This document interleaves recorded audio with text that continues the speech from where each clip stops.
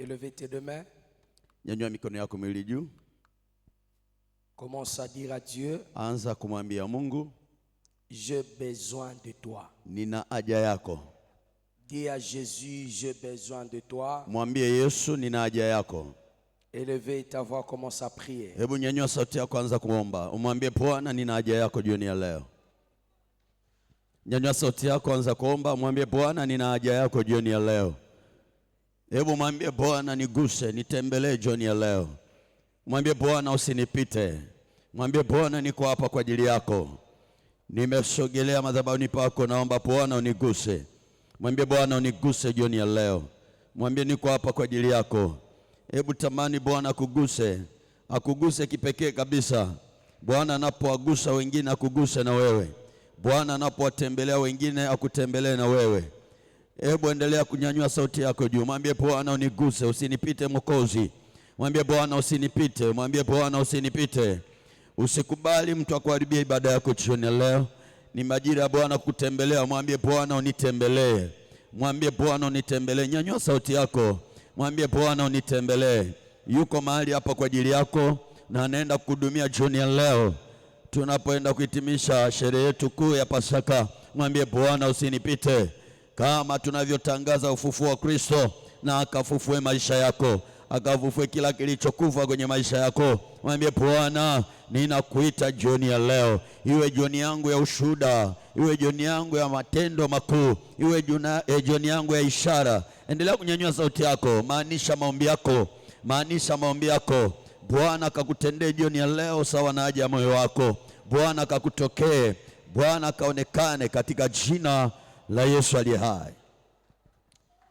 Notre Père, notre Dieu, Baba yetu na Mungu wetu, merci pour ces instants. asante kwa majira haya. Donne gloire à ton nom. Tunakupa sifa na utukufu. Nous voulons célébrer. Tunataka kusherekea. Nous voulons vivre ta gloire. Tunataka kuona utukufu wako. Il est écrit dans ta parole. Imeandikwa katika neno lako. Toi qui écoutes la prière. Wewe unayesikia maombi. Tous les hommes viendront à toi. Wanadamu wote watakujilia. Dans ta bonté tu nous exauces. Katika rehema zako unatujibu. Dieu de notre salut. Mungu wa wokovu wetu. L'espoir des extrémités. Tumaini wa mataifa yote. Lointain de la terre et de la mer. Wewe Muumba wa mbingu na nchi. Seigneur, permets que ta puissance soit déversée dans ce Bwana, culte. ruhusu uweza wako tembee kwenye ibada hii. Permets que les morts ressuscitent. Bwana, ruhusu wafu wafufuke. Permets que les aveugles voient. Bwana, ruhusu vipofu waone. Permets que les malades soient guéris. Bwana, ruhusu wagonjwa waponywe. L'honneur et la gloire te seront rendus. Utukufu na heshima vitakurudia À Bwana,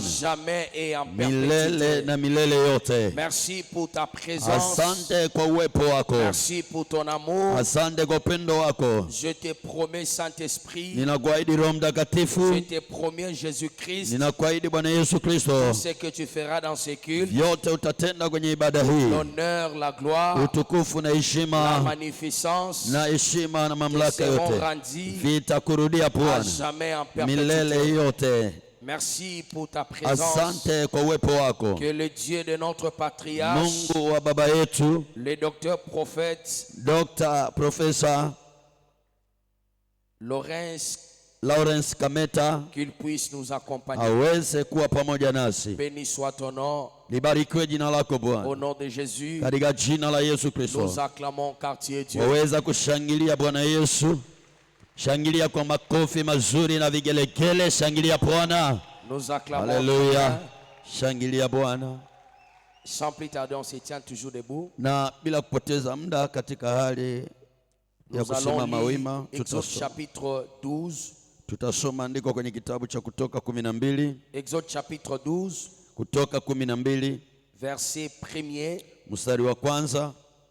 C'est vraiment une longue lecture. Ni tutasoma kwa urefu kidogo. Exode chapitre 1er. Tutasoma Kutoka 12 mstari wa Verset kwanza, 1er jusqu'au verset 12. mstari wa kwanza mpaka wa 12. Je lis au nom de notre Seigneur Jésus. Tunasoma katika jina la Yesu. On se tient debout pour honorer la parole de Dieu. Tunasimama wote wima kwa kuliheshimu neno la Mungu.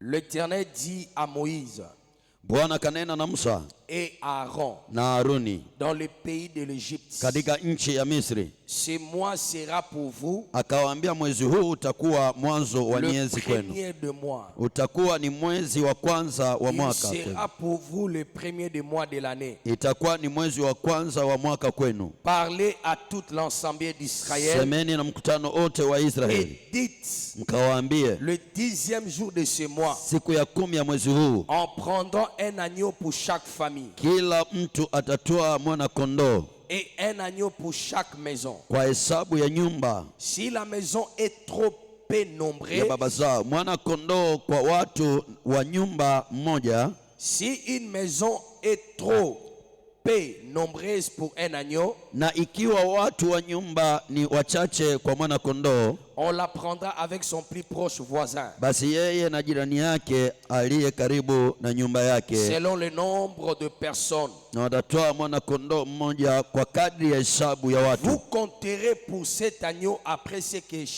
chacun peut manger. Kwa kadri ya ulaji wa kila mtu Sera un agneau sans défaut, ndivyo mtakavyofanya hesabu yenu kwa yule mwana kondoo. mâle âgé d'un an. Mwana kondoo wenu atakuwa hana ila, mume wa mwaka mmoja. Vous pourrez prendre un agneau ou un chevreau. Mtamtoa katika kondoo au katika mbuzi, Vous le garderez jusqu'au 14e jour de ce mois. nanyi mtamweka hata siku ya 14 Et ya mwezi ule tout ule. l'ensemble d'Israël lui mollera entre les deux soirs. Na kusanyiko lote la mkutano wa Israeli watamchinja On jioni, prendra le sang nao watatoa baadhi ya damu yake et on mettra sur les deux poteaux na kuitia katika mihimo miwili et sur les linteaux de la porte de maison, na katika kizingiti cha juu, où on les mangera. katika zile nyumba watakazomla. Cette même nuit, Watakula nyumba, on mangera la chair rôtie au feu watakula nyama yake usiku ule ule, et on mangera avec le pain sans levain, imeokwa moto pamoja na mkate usiotiwa chachu, des herbes amères. tena pamoja na mboga Vous zenye ne uchungu. mangerez point à demi cuit au bouilli dans l'eau, Msile mbichi wala ya kutokoswa mais il majini, sera rôti au feu, bali imeokwa motoni, avec la tête, kichwa chake pamoja les jambes na miguu et yake l'intérieur. na nyama zake za ndani, Vous ne la laisserez rien jusqu'au matin, wala msiache kitu chake chochote et hata il asubuhi, restera chose le matin. bali kitu Vous kitakachosalia le hata cuirez asubuhi au feu. mtakichoma kwa Quand vous moto. le mangerez, Tena mtamla hivi, vous aurez vos reins serrés, mtakuwa mmefungwa viuno vyenu, vos souliers aux pieds mmevaa viatu vyenu miguuni, et votre bâton à la main. na fimbo zenu mikononi mwenu, Vous le mangerez à la hâte. nani mtamla kwa haraka. C'est la Pâque de Ni l'Éternel. Pasaka ya Bwana. Cette nuit-là, Maana je nitapita passerai dans le pays d'Égypte. katika nchi ya Misri usiku Je huo, frapperai tout le premier nami nitawapiga wazaliwa wa kwanza du wote pays d'Égypte, katika nchi ya Misri, depuis les hommes wa mwanadamu jusqu'aux animaux. na wa wanyama, J'exercerai le jugement nami nitafanya hukumu juu, contre le Dieu de l'Égypte. nitafanya hukumu juu ya miungu yote ya Je Misri. suis l'Éternel. Mimi ndimi Bwana. Lévitique chapitre 4 verset 5. Tunasoma Mambo ya Walawi sura ya 4 mstari wa 5. Lévitique 4, 5. Mambo ya Walawi sura ya 4 mstari wa 5. La Bible déclare, Neno la Mungu linasema, le sacrificateur kisha huyo kuhani ayant reçu l'onction aliyetiwa mafuta prendra du sang du taureau atatoa baadhi ya damu ya huyo et ng'ombe il apportera dans la tente na d'assignation. kuileta ndani ya hiyo hema ya Il kusanyiko. trempera son doigt Kisha kuhani atatia kidole chake dans le sang katika hiyo damu et il fera 7 fois na l'aspersion kuinyunyuzia damu mbele ya Bwana mara 7, devant l'Éternel mbele ya Bwana, en face du voile du sanctuaire. mbele ya pazia la mahali patakatifu. Nous acclamons la parole de Twaweza Dieu. kushangilia kwa ajili ya neno la Bwana. Alléluia. Amen. Reprends ta place. Waweza kukaa kwenye kiti chako sasa. Nous disons un grand merci à Dieu Tunasema tena asante kwa Mungu wetu pour son amour et pour sa grâce. kwa upendo na neema yake. Il a permis que nous soyons au milieu de vous. Ameruhusu tuwepo tena jioni ya leo katikati yenu. Et je dis un grand merci à notre patriarche, Lakini pia tunamshukuru sana baba yetu, le patriarche de l'Éternel, baba yetu ambaye ni kuhani mkuu wa Mungu aliye hai, L'Éternel nous a donné ses grâces de prêcher dans ces grands assemblées. Mungu ametupa neema na kibali cha kuhubiri katika kusanyiko Et hili. nous disons infiniment merci à notre patriarche, le docteur Prof. Lakini pia tunaendelea kusema asante kwa baba yetu Dr. Prof Lawrence Kameta. Est-ce qu'on peut acclamer pour Tutaweza notre papa et kushangilia pour kwa notre ajili ya maman? neema ya baba na mama. Est-ce qu'on peut le faire? On se tient Je, debout. tutaweza kushangilia wapendwa, waweza kusimama pale ulipo kwa ajili ya kuheshimu mafuta. C'est le respect du sacré. Ni heshima ya ukuhani. Est-ce qu'on peut acclamer? Waweza kushangilia vizuri kwa makofi na Est-ce vigelegele. qu'on peut acclamer très bien? Hivi kwenye kusanyiko hili wa mama wapo, bado hatujasikia vigelegele kwa wanawake. Amen. Alléluia. Amen. Et j'ai dit un grand merci à toute le ceinture, Lakini pia ninashukuru juu lote la watumishi wa Mungu, les hommes de Dieu qui sont tout autour du papa. wachungaji ambao wanatumika pamoja na baba Le yetu, Dieu de notre Père vous pamoja garde. na wazee wa kanisa wote. Mungu awabariki sana. Est-ce qu'on peut aussi les honorer? Je, twaweza pia kuwaheshimu kwa kushangilia? Est-ce qu'on peut acclamer pour eux? Twaweza kuwashangilia kwa ajili yao. Merci beaucoup. Asanteni sana. Je salue encore mon apôtre. Lakini pia nina salimu uwepo wa mtume. Grâce à lui, je suis venu dans cette ville. Ni kwa neema yake ni Mungu amemtumia nimekuja hapa Tanzania. Honorer mon Je, général? twaweza pia kuheshimu neema hii kwa kushangilia Bwana Yesu kwa mafuta. Alléluia. Merci beaucoup Je prophète. salue le prophète Anagras. Lakini pia nasalimu nabii Anagras. Je salue Papa Patrick. Nasalimu pia Papa Patrick. Que Dieu vous bénisse. Mungu davantage. awabariki sana. Est-ce qu'on peut maintenant acclamer pour la gloire du Sasa Seigneur? tutaweza kushangilia kwa ajili ya utukufu wa Bwana wakati tunakaa kwenye viti vyetu. Signale à ton voisin, Mwambie jirani yako, aujourd'hui, leo, le ciel va se déchirer. hebu mwambie jirani yako, leo mbingu itapasuka. Salue 5 personnes. Waweza kusalimia watu 4 5, mwambie leo mbingu itapasuka. Informez-les déjà Hebu mtaarifu, mwambie leo mbingu inaenda kupasuka. qu'il puisse bien serrer sa ceinture. Umwambie afunge mkanda wake vizuri. Parce que nous allons décoller Tunaenda kupaa sasa. et l'Éternel va nous faire énormément Na de bien. Bwana anaenda kututendea mema. Alléluia. Haleluya. Que Dieu nous bénisse davantage. Mungu atubariki zaidi.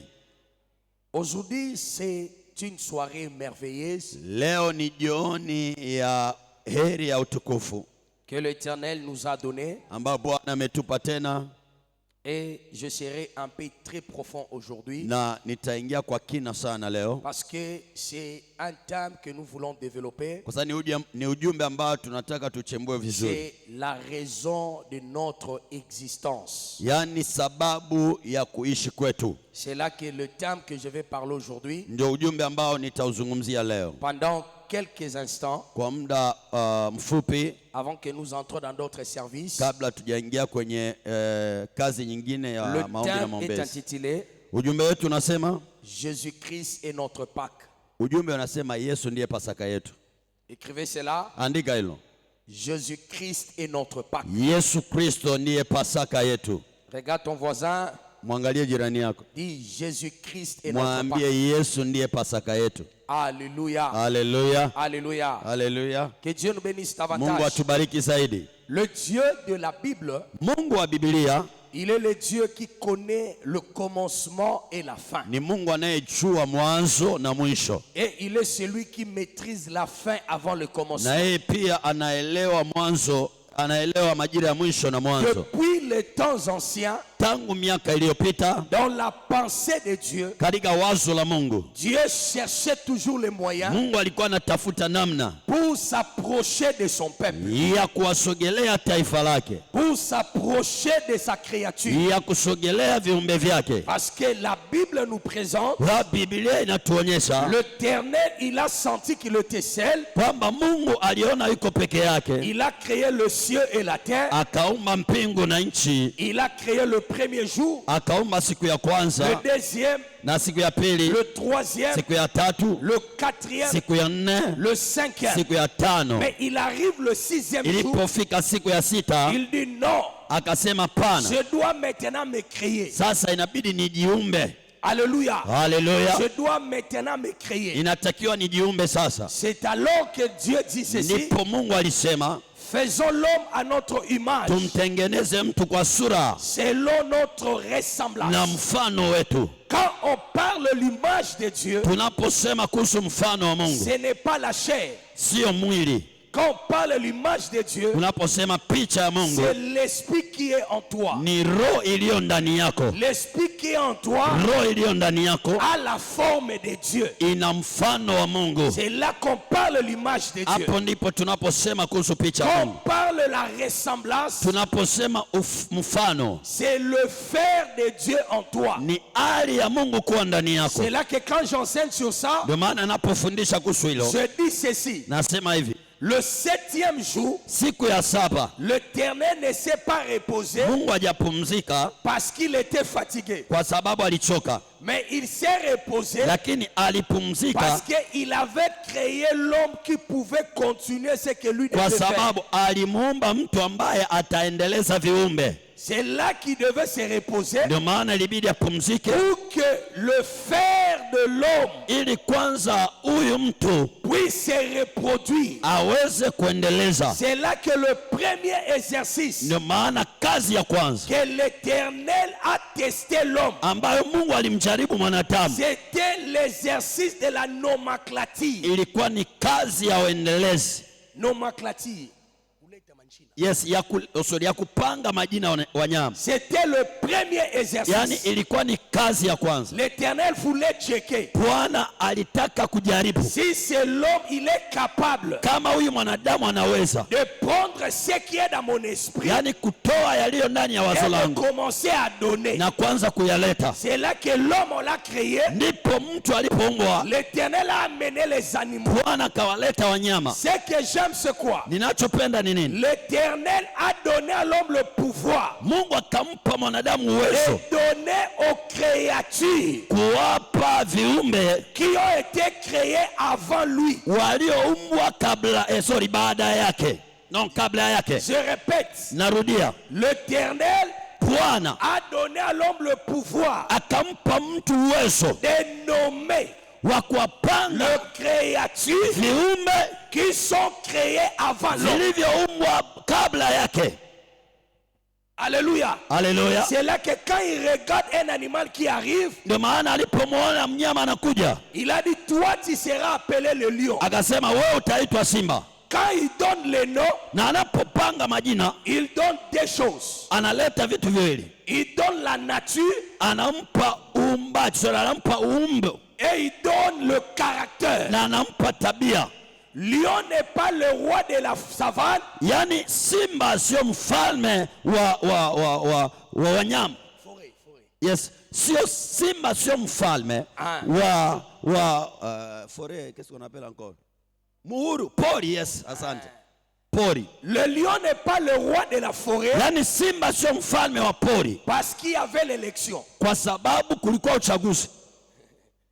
Il est le roi de la forêt Yeye ni mfalme wa pori parce que c'est sa nature de dominer. kwa sababu njo tabia yake ya utawala. Alléluia. Haleluya. Quand Dieu a réalisé cela, Mungu alipoona hivyo, Dieu a dit non, Mungu akasema hapana, ce n'est pas seulement les animaux, sio tu wanyama, même les poissons aquatiques, hata samaki wa baharini tu dois les donner le nom. lazima wapange majina. L'homme commence à parler. Mwanadamu Il akaanza a dit, kupanga, toi tu seras appelé baleine. akasema wewe utaitwa baleni. Baleni ule nyama anayenika ndio nani? Nyangumi. Yes, Toi tu seras appelé baleine. anasema utaitwa nyangumi. Toi tu seras appelé l'hippopotame. Wewe utaitwa lipopotama, kiboko. Le français aujourd'hui. Toi tu seras appelé Anasema crocodile. wewe utaitwa mamba, Tellement Dieu kwa sababu Mungu avait confiance à l'homme. alikuwa anamtegemea mwanadamu, Et il dit à l'homme, na akamwambia mwanadamu, je te donne le jardin. anasema ninakupa bustani, Mais il y a une chose que tu peux faire. lakini kuna jambo ambalo utalifanya. Tu vas manger tous les arbres. Wewe utakula matunda ya miti yote, Mais l'arbre qui est au milieu, lakini huu mti ulio katikati tu ne toucheras pas. hautagusa Tu ne mangeras pas. na usile matunda yake. Le jour-là, Na siku hiyo le diable est entré. shetani akaingia. Lorsqu'il est entré, Wakati aliingia il a trompé. akadanganya L'homme a perdu. na mwanadamu akapoteza. Lorsque l'homme a perdu cela, Wakati mwanadamu alipoteza hiyo, l'Éternel Bwana Il regarde. Anaangalia. Il a dit, j'ai perdu l'homme. Anasema nimempoteza mwanadamu. Qui était créé à mon image. Aliyeumbwa kwa sura na mfano Et à wangu. ma ressemblance. Aliyeumbwa kwa sura na mfano wangu. Qu'est-ce que je dois faire? Nitafanyeje? Je dois instaurer. Sasa nitarejesha. La loi de la rédemption. Nitarejesha sheria ya ukombozi. Alléluia. Haleluya. C'est là que l'homme Ndipo mwanadamu voulait se cacher lui-même. alitaka ajifiche mwenyewe. La Bible déclare, Biblia inasema Dieu a tué une bête. Mungu akaua mnyama, Il a pris la peau. anachukua ngozi, Il a couvert l'homme. anaenda kumfunika mwanadamu. Pourquoi il a couvert l'homme? Kwani alimfunika mwanadamu? C'était le signe de la rédemption. Ilikuwa alama ya ukombozi. Lorsqu'il a couvert l'homme, Wakati alimfunika mwanadamu, l'Éternel avait gardé deux choses. Bwana alitunza vitu viwili, Parce que dans l'animal, kwa sababu ndani ya mnyama il n'y a pas seulement la peau. hakuna ngozi peke yake, Il y a aussi la chair lakini pia kuna nyama, et il y a aussi le sang. lakini pia kuna damu. Mais l'Éternel a gardé ça. Sasa Mungu akatunza Il ile a vitu dit viwili, présentement, akasema kwa sasa le sang n'est pas utile. damu haina kazi, Présentement, kwa sasa la chair n'est pas utile. nyama haina kazi. Je prends d'abord le corps, Nachukua kwanza ngozi je le couvre. ili nimfunike Pendant mwanadamu. qu'il a couvert l'homme, Wakati anamfunika mwanadamu, l'homme il a regardé, mwanadamu akaangalia, il est sorti des jardins. akatoka ndani ya bustani. J'aimerais dire à quelqu'un, Nataka niseme na mtu, l'Éternel Bwana n'a jamais chassé Ève. hajawahi kumfukuza Eva. Hawa tuko pamoja? Oh. Punga mkono namna hii kama tuko pamoja. Yes. Dis à ton voisin, Mwambie jirani yako, on commence à prêcher. tunaanza kuhubiri sasa. Mwambie jirani yako, tunaanza kuhubiri sasa. Hein? Dis à ton voisin, Mwambie jirani yako, l'Éternel n'a jamais chassé Ève. Mungu hakuwahi kumfukuza Hawa. Si tu doutes, je te donne le verset. Na ukishakia nitakupa andiko. Lisez avec moi. Soma pamoja nami. Genèse chapitre 3 verset 24. Tunasoma kitabu cha Mwanzo 3 mstari wa 24. Genèse chapitre combien? 3:21. Verset 24. 24. La Bible dit, Biblia inasema, c'est ainsi basi qu'il chassa qui? akamfukuza huyo mtu. Il a chassé qui? L'homme. Il a chassé qui? Alimfukuza nani? Est-ce que nous sommes ensemble? Tuko pamoja? Lisez. Soma kwenye Biblia yako. Alléluia. Amen. C'est ainsi Basi qu'il chassa qui? akamfukuza huyo mtu. Il chassa Adam. Akamfukuza Adamu. Quand il chassa Adam, Alipomfukuza Adamu, et il mit à l'orient du jardin d'Éden akaweka makerubi upande wa mashariki wa des bustani. chérubins protecteurs. Upande wa mashariki wa bustani ya La Eden. Bible nous prouve Biblia inatuonyesha wazi que Dieu Mungu n'a jamais chassé Ève. akumfukuza Hawa. Comment Ève s'est retrouvée à l'extérieur? Sasa kwa nini Hawa alijikuta amekuwa nje? Halo, tuko pamoja? Au imekuwa zaidi? Ah, ok. Patafunuliwa. Yes. Ehe. Nous allons trouver la cause. Tutapata sababu. Dieu n'a jamais chassé Ève. Mungu kwa nini akumfukuza Hawa? Dieu a chassé Adam. Mungu alimfukuza Adamu. Ève l'a suivi. Hawa alimfuata tu Adamu. Est-ce qu'on peut acclamer? Je, tuweza kumshangilia Bwana Yesu? Yes. Alléluia. Amen.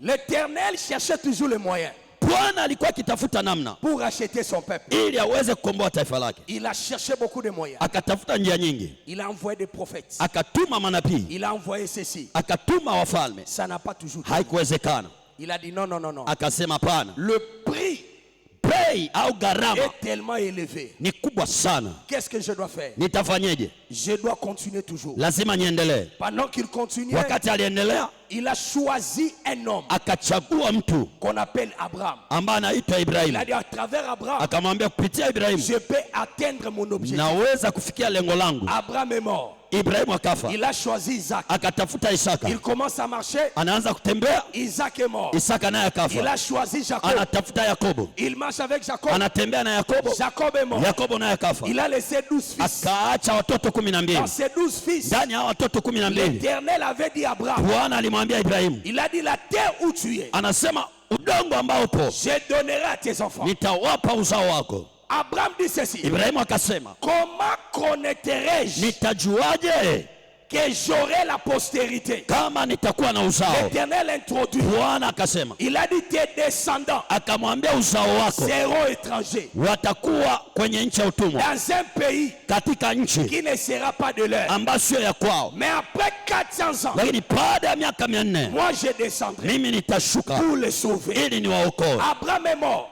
Ibrahimu akafa, Il n'a pas vu ça. akuona hayo mambo. Isaac est mort. Isaka Il akafa, n'a pas vu ça. akuona hayo mambo. Jacob est mort. Yakobo akafa, Ils n'ont pas vu ça. akuona hayo mambo. Mais lorsque Joseph, Lakini wakati Yusufu il est né, alipozaliwa, c'est à travers ni Joseph kupitia Yusufu que la prophétie là so ule unabii s'était accomplie. umekuja kutimia. Parce que Joseph, Za Yusufu il s'est retrouvé en Égypte. alijikuta Misri. En se retrouvant en Égypte, Alipokuwa Misri, lui ne savait pas. yeye hakujua, Or, c'était na ni Mungu, le plan de l'Éternel. ilikuwa ni mpango wa Mungu. J'aimerais dire à quelqu'un, Nataka niseme na mtu, c'est que ton père n'a pas réalisé, yale ambayo baba yako hakutimiza, toi tu vas le réaliser. wewe utatimiza. C'est que ta mère n'a pas réalisé, Nasema ambayo mama yako toi tu vas le hajatimiza, réaliser. wewe utatimiza. Dis à ton frère, Mwambie ndugu yako, je suis mimi l'accomplissement des rêves de mes pères. mimi ni timizo la ndoto ya baba yangu. Regarde ton voisin, Mwambie jirani yako, dis je suis l'accomplissement mwambie mimi ni matokeo des rêves de mon père. ya ndoto za baba yangu. J'aimerais annoncer, Natangaza, j'aimerais déclarer, natangaza c'est jioni ya leo, que ton père a rêvé, yale ambayo baba yako toi aliota, tu vas le vivre. wewe utayaishi. C'est que ton père a Yale rêvé, ambayo baba yako toi aliota, tu vas le vivre. wewe ndio utayaishi. C'est que ta mère a Yale rêvé, ambayo mama yako toi aliota, tu vas le vivre. wewe ndio utayaishi. Si ta mère a rêvé le mariage, Kama mama yako aliota ndoto ya ndoa, tu vas entrer dans le wewe mariage. utaingia kwenye ndoa. Si ta mère a rêvé le travail, Kama baba yako aliota ndoto toi ya tu kazi, entreras dans le travail. wewe utaingia kwenye Je kazi. déclare et je décrète. Ninakiri na ninatangaza J'ai le Père, kwa baba, l'Éternel promet. Bwana anaahidi, J'ai le Fils, kwa mtoto l'Éternel réalise. Bwana anatimiza. Come on, come Je on. déclare et je décrète. Ninakiri na Les kutangaza choses que ton père n'a pas vécues, mambo ambayo baba yako hakuyaishi, toi tu vas le vivre. wewe utayaishi. Dis à ton voisin, Mwambie jirani yako, naître dans une famille pauvre, kuzaliwa kwenye familia maskini ce n'est pas un problème. sio shida, Mais mourir pauvre, lakini kufa maskini c'est un péché. hapo ni dhambi. Regarde bien ton voisin, dis voisin, Mwangalie jirani yako, mwambie jirani, naître dans une famille pauvre, kuzaliwa kwenye familia maskini c'est pas un problème. sio dhambi, Mais mourir pauvre, lakini kufa c'est un maskini péché. ni dhambi, Parce que la réussite, kwa sababu kufaulu c'est un choix. ni maamuzi. Tu n'as pas choisi ta famille, Wewe haukuchagua familia mais yako, tu peux choisir ta réussite. lakini unaweza kuchagua mafanikio yako. Je lève ma main droite. Ninanyanyua mkono wangu juu, Je prie pour la vie de 50 personnes. ninaomba kwa ajili ya maisha ya watu C'est lui qui 50 me dira son meilleur amen. atakayesema amina nzuri. Là où ton père a rêvé, Mahali baba yako aliota toi ndoto, tu vas entrer. wewe utaingia. Là où ta mère a rêvé, Mahali mama yako aliota toi tu ndoto, vas entrer. wewe utaingia. J'aimerais dire à quelqu'un, Natangazia mtu, l'échec de ton père nasema kushindwa kwa baba n'est yako pas ton échec. sio kushindwa kwako. La Bible déclare, Biblia inasema vous allez plus dire en Israël, mutaingia Israeli. vous allez plus dire en Israël, Vous allez plus? plus dire Yes, hamtasema na Israeli tena que les pères ont mangé les raisins verts, kwamba baba walikula mane, que les dents des enfants soient agacées. kwamba meno yao itaoza. La Bible déclare, Biblia inasema l'âme qui pêche, nafsi inayotenda dhambi c'est l'âme qui mourra. ndio nafsi Toi, itakayokufa. tu ne paieras pas Wewe hautalipa, les impôts de tes parents. hautalipa dhambi ya wazazi wako. Je déclare et je décrète. Ninakiri na Toi, ninatangaza, tu ne paieras pas wewe hautalipa la souffrance de tes parents. mateso ya baba Toi, yako, tu ne paieras pas hautalipa l'échec de tes parents. kushindwa kwa Si wazazi tu wako. me dis amen, Ukisema amina nzuri, je prophétise, ninatabiri, je déclare ninatangaza et je décrète. na ninasema C'est que toi, tu vas vivre. yale ambayo utaishi wewe Sera de génération en génération. itakuwa vizazi na vizazi. Je bénis tes entrailles. Ninabariki uzao wako, Je bénis ta vie. ninabariki maisha yako, Bénis les enfants qui sortiront de toi. ninabariki watoto utakaowazaa. Tu dis amen, je prophétise. Ukisema amina, ninatabiri, Je bénis tes entrailles. nasema ninabariki Tes uzao wako, entrailles fera sortir nasema uzao wako, des prophètes, nasema kwenye tumbo lako kutatoka manabii, des oint de l'Éternel. Watatokea wapakwa mafuta wa Bwana. Gouverneurs spirituels. Watatokea watawala wa Des kiroho. généraux. Watatokea watawala wa kiroho. Prophètes de Dieu. Manabii wa Bwana. Comme tu as venu s'aimer. Kama ulivyoingia jioni ya leo. Je déclare et je déclare. Ninakiri na Le kutangaza. temps est arrivé. Muda umefika. Les gens vont se demander. Watu watajiuliza. Qu'est-ce que tu as touché? Umekusa dawa. Il va le dire. Utawaambia. Je suis de la génération. Mimi ni uzao. Des gens qui n'échouent pas. Ya watu ambao Je suis waziakiwi. de la génération. Mimi ni uzao. Des gens qui n'abandonnent Ya pas. watu ambao Moi, waachi. je n'abandonne pas. Mimi siachi. Je suis de la race des lions. Mimi ni uzao wa simba. Je suis de la race des lions. Mimi ni uzao wa simba. Moi, je ne recule pas. Mimi sirudi nyuma. Moi, j'attaque. Mimi naendelea. Prophétise. Ninatabiri Je déclare. na Et ninatangaza je décrète. na ninasema Le mois ici mwezi huu sera pour toi ni mwezi wako. le premier de mois. Ni mwezi wa kwanza. Come on, come on, come on. Oh, est-ce que je peux déclarer? Je naweza kutabiri? J'aimerais dire à quelqu'un. Nasema na mtu. Ce qui était impossible dans le temps de ton père, Yaliyoshindikana kwa nyakati za baba yako, ça sera possible dans ton temps. kwako yatawezekana.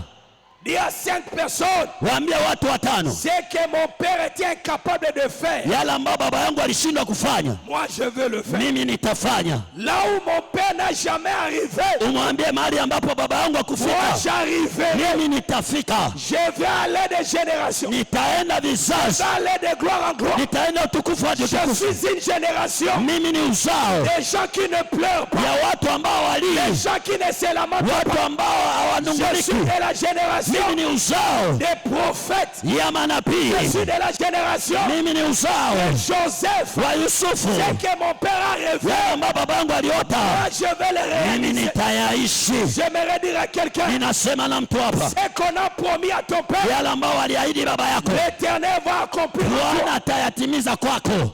Il dit à Abraham, Anamwambia Ibrahimu, je te donnerai. nitakupa. Mais il dit à Josué, Na inamwambia Yoshua, je te donne. nimekupa. Come on, come on, come on, come on. Il dit à Abraham, Anamwambia Ibrahimu, je te donnerai. nitakupa. Mais quand il arrive c'est Josué, Lakini kwa Yoshua il a dit tout lieu que foulera anamwambia mahali miguu yako la plante de tes pieds, itakapokanyaga, je te donne. nimekupa. Il n'a pas dit je te donnerai. Hakusema Le nitakupa. Père c'est le futur. Baba ni nyakati Le ijayo, Fils c'est le présent. lakini mtoto ni nyakati hizi. Je déclare et je déclare. Ninakiri na Toi ninatangaza, tu es une flèche. wewe ni mshale. Aïe aïe aïe aïe. Ah, J'ai dit, toi hujaelewa. tu es une flèche. Nasema wewe ni mshale. Le flèche Mshale peut arriver inaweza kwenda là où les guerriers mahali ambapo n'a jamais arrivé. mwindaji hajawahi kufika. Come on, come on, come on, come on. Je répète, Narudia tena, toi tu es une flèche. wewe ni mshale. Tu vas arriver Utafika mahali là où ambapo tes pères n'ont jamais arrivé. mwindaji hajawahi kufika. Si tu me dis amen, Sema amina. arriver, Nasema fika, arriver fika dans ta destinée, mahali kwenye hatima yako. Fika dans ta gloire, kwenye utukufu wako. arriver Fika dans ta saison. kwenye utukufu wako. Celui qui bloquait, Yeyote je aliyezuia, suis venu débloquer les choses. nimekuja kufungua, Je suis venu débloquer les choses. nimekuja kufungua. Après ce culte, Baada ya ibada tu hii vas vivre la liberté utaishi uhuru au nom de... katika jina. Assis-toi maintenant, assis-toi, assis-toi. Naomba assis-toi. ukae sasa, ikaa kidogo. Alléluia. Amen. L'Éternel a cherché les moyens. Bwana akatafuta njia, Il a pris Joseph. akachukua Yusufu, Il a amené Joseph en Égypte. akampeleka Yusufu Misri. Joseph est arrivé en Égypte. Yusufu alipofika Misri, Il est devenu haut placé. akawa juu, Il a amené tout le peuple. akawaleta ndugu zake wote, Ils sont venus rester avec lui. wakaja kukaa naye. Lorsqu'ils sont venus rester avec lui, Walipokaa naye, Jacob est mort et Joseph est mort. Yusufu akafa Et toute sa famille. na familia yake yote. Lorsqu'ils sont morts, Wakati alikufa, il y a maintenant les enfants qui sont restés. sasa kuna uzao, kuna watoto ambao Pour walibaki accomplir ili kutimiza ce que l'Éternel avait dit. kile ambacho Mungu alisema. Il avait dit tes descendants Alisema uzao wako seront étrangers. watakuwa kwenye nchi ya kigeni. Ils ont commencé à être maltraités. Wakaanza kusumbuliwa, De passer des moments dits. wanapitia kwenye nyakati ngumu. La Bible déclare Biblia inasema il y avait un roi palikuwa mfalme qui est venu. aliyekuja, Il n'a pas connu Joseph. akumjua Yusufu, Il a fait Israël comme ça. akawatesa Israeli Pendant 400 ans, muda wa miaka 400 Israël souffrait. Israeli waliteseka. Israël parlait. Israeli Ce waliteseka. que j'aime, c'est quoi? Ninachokipenda ni Le nini? ténèbre Bwana, ne sorry, règne pas giza. toujours. Giza haidumu. J'aimerais dire à quelqu'un, Nataka niseme na mtu, la souffrance mateso a aussi un temps de la fin. ina mwisho wake. La souffrance Mateso a aussi un temps de la fin. yana mwisho Je wake. suis venu annoncer à quelqu'un. Nataka nimtangazie Je mtu, suis venu annoncer natangaza la fin de ta souffrance. mwisho wa mateso yako. Je suis venu annoncer Natangaza la fin de ta stérilité. mwisho wa utasa wako. Je suis venu annoncer Natangaza la fin de ton chômage. mwisho wa kukosa La kazi. Bible déclare, Biblia inasema il y a un temps pour toutes les kuna choses. muda wa nyakati ya kila kitu. Il y a un temps de pleurer Kuna wakati wa kulia et il y a un temps de se na kuna réjouir. wakati wa kufurahi. L'Éternel m'a envoyé Bwana amenituma pour changer ta saison. ili kubadilisha majira Pour yako, changer ta saison. ili kubadilisha majira Là où yako. tu pleurais, Mahali ulipolia nous allons changer cela. tutabadilisha. Les pleurs Machozi changera hayatakuwa, à des cris de joie. nasema machozi yatageuka kuwa kelele za furaha. Alléluia. Haleluya. Ils cherchaient qui peuvent venir nous libérer. Nani atakuja? Ils cherchaient Nani atakuja? qui peut venir nous libérer. Nani atakuja kutukomboa? C'était difficile. Ilikuwa vigumu, Mais l'Éternel lakini Bwana a suscité Moïse. akamwinua Musa. Lorsque Moïse est venu, Wakati Musa alikuja, ce que j'aime, c'est quoi? ninachopenda ni nini? Dans la délivrance, Katika ufungulivu, l'Éternel Bwana, n'utilise pas nos forces. katika ufungulivu Bwana hatumii nguvu zetu. C'est comme ça. Hebu punga mkono namna hii. Écrivez cette vérité. Andika ukweli huu. Dans la délivrance, Katika ufungulivu l'Éternel n'utilise pas nos forces. Bwana huwa hatumii nguvu zetu. L'Éternel n'utilise pas nos compétences. Bwana hatumii uwezo wetu. Dans la Bible, Papa Patrick, Biblia, kwenye Biblia Papa Patrick, Moïse, Musa lorsqu'il a atteint 40 ans, wakati alifika miaka 40, pour lui, kwake yeye c'était le temps de libérer Israël. ulikuwa ni muda wa kukomboa Israeli, Il a fait son effort. lakini alitumia nguvu zake. L'Éternel Bwana n'exauce pas les volontés. Mungu hajibu watu wenye nia. L'Éternel Mungu n'exauce pas les émotions. hajibu hisia. Tu peux avoir de bonnes volontés, Waweza kuwa na nia njema, mais ce n'est pas dans le temps de Dieu. lakini haipo kwenye wakati wa Mungu. Come on. Alléluia. Haleluya. L'Éternel n'exauce pas les intentions. Bwana hajibu nia au hisia. Tu peux avoir de bonnes intentions, Waweza kuwa na nia njema, mais être en dehors de la volonté de Dieu. lakini iko kinyume na mpango au mapenzi ya Mungu. Moïse a dit, j'ai la force. Musa akasema nina nguvu, Je dois libérer ce peuple. lazima nikomboe Première taifa. des choses, Jambo la kwanza, il a tué un Égyptien. akamuua Mumisri. Lorsqu'il a tué un Égyptien, Alipomuua Mumisri, Dieu dans les cieux, Mungu mbinguni il était calme. alikaa kimya. Come on.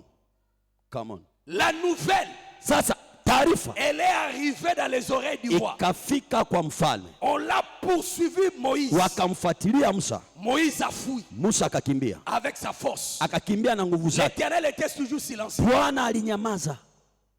Come on. Alléluia. L'Éternel était toujours silencieux. Bwana alinyamaza. Moïse a rencontré Jéthro. Musa akakutana na Yethro, Il a fait encore 40 ans chez Jéthro. akafanya tena miaka 40 kwa Yethro. Il a totalisé combien? Akatimiza miaka mingapi? 80. Combien? 80. Il a totalisé 80 ans. Akatimiza miaka 80. Lorsqu'il a totalisé 80 ans, Wakati imefika miaka 80 chez Dieu, kwa Mungu sasa, le chiffre yani hesabu marche avec l'addition. inatembea na ile alama. Alléluia. Amen. Il a 80 ans. Ana miaka 80, Il y a deux chiffres. lakini kuna alama mbili. Il y a 8, il y a 0. Kuna 8, kuna 0. Quand il additionne ça, Wakati unachanganya hii ça donne 8. inaleta hesabu ya 8. Tuko Le pamoja? chiffre 8, 8 dans le monde spirituel, katika ulimwengu wa roho, c'est le chiffre de nouveau départ. yaani 8 katika ulimwengu wa roho ni hesabu ya mwanzo mpya. Lorsqu'il a atteint 80 ans, wakati amefika miaka 80, lui n'avait plus la force. yeye hakuwa na nguvu tena. Mais c'est dans les temps là Lakini wakati huo que l'Éternel est venu. ndio Mungu sasa anakuja. C'est là que la Bible déclare, Hapo Biblia inasema là où l'espoir de quelqu'un est déjà parti, mahali ambapo tumaini la mtu limeondoka, c'est là que Dieu commence. ndipo Mungu anaanza. La fin de quelqu'un, Mwisho wa mtu c'est le commencement de ndio Dieu. mwanzo wa Mungu. J'aimerais dire à quelqu'un, Nasema na mtu hapa, si tu es encore fort, kama wewe uko, l'Éternel va pas t'utiliser. Mungu hata kutumia. L'Éternel n'utilise pas les hommes forts. Mungu atumii watu wenye nguvu. Le Seigneur utilise les hommes faibles. Mungu anatumia wadhaifu, Les hommes qui n'ont pas la force. watu ambao hawana nguvu. C'est lui qui les donne maintenant la Ndio Mungu force. anawapa nguvu sasa. Moïse était déjà abattu. Musa alikuwa Il amechoka sasa, avait déjà 80 ans. alikuwa na miaka Mais 80, c'est dans les temps là, lakini wakati huo le Dieu d'Abraham, sio Mungu wa le Ibrahimu, Dieu d'Isaac, Mungu wa le Isaka, Dieu de Mungu Jacob, wa Yakobo il est descendu. akashuka. Il a dit Moïse, Anamwambia Musa, c'est le temps ndio wakati de retourner wa kurudi là où on t'a chassé. mahali J'aimerais walipokufukuza. dire à quelqu'un, Nasema na mtu là hapa, où on t'a chassé, mahali tu es walipokufukuza parti. ulienda, Mais après c'est qui? lakini baada ya ibada utarejea hapo. Ton amène n'arrive pas ici. Amina yako haijafika. Là où on t'a critiqué, Mahali walipokutesa c'est là où que Dieu va t'élever. ndipo Mungu atakapokuinulia. Ton amène n'arrive pas ici. Amina yako Là haijafika. où on t'a critiqué, Mahali là où on walipokusengenya, t'a donné les noms, mahali walipokupanga c'est dans majina, cette famille-là hapo hapo qui n'a pas de griffes, hapo kwenye hiyo familia ambayo haina jina, qui n'a pas les noms. ambayo haina jina. J'aimerais dire à une maman, Nataka niseme na mama moja, l'Éternel m'a envoyé Bwana amenituma pour te dire, ili nikwambie ne quittez pas ta famille. usikimbie familia yako, La famille là qui t'a fait souffrir. hiyo familia iliyokutesa. Le temps est arrivé. Muda umefika, C'est dans la même famille kwa hiyo familia l'Éternel va ambapo t'élever. Bwana atakuinua, Que l'Éternel va t'élever. Bwana atakuinua. J'aimerais dire à quelqu'un, Nasema na mtu hapa, ne quittez pas ta famille. usikimbie familia Ne yako, quittez pas les quartiers usikimbilie mtaa wako, qui t'ont critiqué. usikimbie mtaa wako sababu alikusengenya. Les quartiers là, Huo mtaa, après ce culte, baada ya ibada tu hii vas retourner. utarudi hapo, Tu vas retourner watakushangilia comme Moïse. kama Musa. Moïse a fui l'Égypte. Musa alikimbia Misri, L'Éternel a dit, lakini Bwana je akasema ne vais pas prendre Aaron. sitamchukua Haruni. Pourquoi je ne peux pas Aaron? Kwa nini sitamchukua Haruni? Parce qu'en Égypte, Kwa sababu Misri, la seule personne mtu ambaye qui n'était pas esclave, hakuwa mtumwa. c'est Moïse. Oh my God, mtu ambaye hakuwa mtumwa Misri ni Musa. Moïse a grandi dans la maison de Pharaon. Musa alikuwa kwenye nyumba ya Farao. Come on, Lui n'était pas esclave. yeye hakuwa mtumwa. Mtumwa akomboe mtumwa. Lui, on le préparait pour le futur roi. Yeye walimwandaa kwa ajili ya kukomboa watumwa. Lui, on l'appelait Ramsès. Yeye walimuita Ramses. Il n'était pas esclave. Hakukuwa mtumwa, Il avait la mentalité de roi. alikuwa na tabia za kifalme. C'est là que Dieu dit, Hapo ndipo Mungu anasema c'est toi qui vas retourner. wewe ndio utarudi. Il dit à Dieu, Anamwambia Mungu, je n'ai pas une langue facile. mimi sina lugha nyepesi, Je ne peux pas rentrer comme prophète. siwezi kurudi kama nabii, Parce que l'Égypte, kwa sababu Misri il n'y a pas de prophète. hakuna manabii, Il y a des dieux. kuna miungu. Come on, come on. Papa, Baba. en Égypte, Misri il y a des dieux. kuna miungu. L'Éternel a dit, Kwa Mungu akasema, j'ai mis Aaron. niliona Il a dit, Haruni. je refuse. Anasema nakataa, Si tu ne parles pas, kama uongei je ne partirai pas. mimi hautaenda. Dieu dit à Moïse, Mungu anamwambia Musa, Exode 7, anamwambia kwenye il a Kutoka dit, 7, vois, anambia nenda, je te fais Dieu nitakufanya Mungu, devant Pharaon. uende kwa Farao. Lorsqu'il a écouté ça, Wakati alisikia, il a dit, je rentre, akasema narudi, pas comme un enfant, siendi kama mtoto, mais je rentre lakini narudi comme le Dieu de Pharaon. kama Mungu wa Farao. J'annonce et je déclare, Ninakiri na après nitatangaza, ce culte, baada ya ibada hii aujourd'hui, leo tu recevras utapokea, la divinité de Dieu. utapokea uungu wa Mungu. Ton amen n'arrive pas ici. Amina yako haijafika. Aujourd'hui, ce n'est pas l'onction. Nasema leo sio upako, Aujourd'hui, c'est le poids de Dieu. leo ni uwezo wa Mungu, Aujourd'hui, c'est la gloire de Dieu. leo ni utukufu wa Mungu. Toi, tu rentreras Utarudi en Égypte Misri en étant Dieu. kama Mungu. Ton amen n'arrive pas ici. Amina yako haijafika, Ton amen n'arrive pas ici. amina yako Ton haijafika, amen n'arrive pas ici. amina yako haijafika. C'est alors, Ndio maana lorsqu'il est rentré, wakati walirudi il a fait des signes. akafanya akafanya alama. Premier signe. Alama ya kwanza, Deuxième. ya pili, Troisième. ya tatu, Quatrième. ya nne, Cinquième. ya tano, Sixième. ya sita, Septième. ya saba, Huitième. ya nane, Neuvième. ya tisa, Dixième. 10. Pharaon Farao n'a pas libéré Israël. akuacha Israeli. 9. Dieu le dit. Mungu akamwambia, Pharaon joue avec moi. Farao anacheza na mimi. Je vais le montrer Nitamwonyesha que je suis El Shaddai. kwamba mimi ni El Shaddai. C'était le jour-là. Ndio ilikuwa siku. Come on. C'était le jour-là. Ndio ilikuwa siku L'Éternel dit à Moïse, amba Mungu anamwambia Musa, tu diras à Pharaon, utamwambia Farao, si il ne laisse pas partir mon peuple, kama hataki kuachia taifa langu, je vais tuer tous les premiers. mimi nitawaua wazaliwa wote wa kwanza. Il a dit, comme il refuse, Akasema kama anavyokataa, moi je vais descendre. mimi nitashuka. La première des choses, Jambo la kwanza, moi je ne vis pas dans les temps. mimi siishi kulingana na nyakati. C'est vous qui vivez dans les temps. Ninyi ndio mnaishi kulingana na nyakati. Lorsque moi je descends dans les temps, Mimi ninaposhuka kwenye nyakati, le temps doit changer. lazima nyakati zibadilike. C'est là qu'il a dit, Na hapo ndipo alisema, c'est moi ici, mwezi huu sera pour vous itakuwa kwenu le premier de mois. mwezi wa kwanza. C'était pas le premier mois. Haikukuwa mwezi wa kwanza, C'était déjà au mois de mars. lakini ilikuwa tayari mwezi wa tatu. Mais l'arrivée de Dieu Lakini kuja kwa Mungu a changé le calendrier. anabadilisha hesabu. J'aimerais annoncer à quelqu'un, Nataka nimtangazie mtu hapa, la première chose que tu dois retenir, jambo la kwanza utakaloelewa, lorsque la Pâque arrive, Pasaka inapokuja ça change les périodes, inabadilisha nyakati, ça change le calendrier. inabadilisha nyakati. J'annonce et je déclare Ninakiri na que ninatangaza, l'Éternel change le calendrier. Bwana abadilishe kalenda yako. Je dis que l'Éternel change le calendrier. Bwana abadilishe kalenda yako. Si l'Éternel change le calendrier, Bwana akibadilisha kalenda il yako, peut te restituer les années. anaweza kurudishia miaka. Ton amen n'arrive pas ici. Amina yako haijafika. C'est impossible Nasema inawezekana, de changer 15 heures. yaani kubadilisha nyakati C'est impossible. haiwezekani, Parce que l'homme est soumis dans le temps. kwa sababu mwanadamu yuko chini ya utawala wa muda. Mais ton Dieu Lakini Mungu wako ne vit pas dans le temps. yeye haishi chini ya utawala wa muda. Je peux aller plus loin. Naweza kwenda mbali zaidi. Dieu ne vit pas dans le troisième cieux. Mungu aishi kwenye mbingu ya tatu. Come on. Fais comme ça. Hebu punga mkono namna hii. Il ne vit pas dans le troisième cieux. Mungu aishi kwenye mbingu ya tatu, C'est le lieu de son travail. ni mahali pa utendaji wake. Lui, il vit Yeye anaishi, dans Olam. anaishi kwenye Olam. Olam signifie éternité. Olam yani Mungu anaishi kwenye umilele, Là où il n'y a pas le temps. mahali ambapo hakuna S'il nyakati. veut juger la terre, Akitaka kuhukumu dunia, il quitte l'Olam. anatoka kwenye umilele, Il descend dans le troisième cieux anashuka kwenye mbingu ya tatu pour juger les choses de la ili terre. ahukumu mambo ya dunia. C'est là que quand il descend sur la terre, Na aliposhuka duniani, il change la date. anabadilisha hata Il tarehe, change les années. anabadilisha na miaka. J'ai dit pourquoi tu as changé. Sema kwa nini Il unabadilisha? a dit j'ai annoncé Anasema ce nilitangaza que mon fils va faire. yale ambayo mwanangu atatenda. Lorsque Jésus n'était pas encore né, Wakati Yesu hajazaliwa, l'année mwaka était normale. ilikuwa kawaida, Mais le jour que Jésus est né, lakini Yesu siku alizaliwa, le calendrier a changé. kalenda ilibadilika. Ça a devenu l'an 0. Sorry. Ça a devenu l'an 0.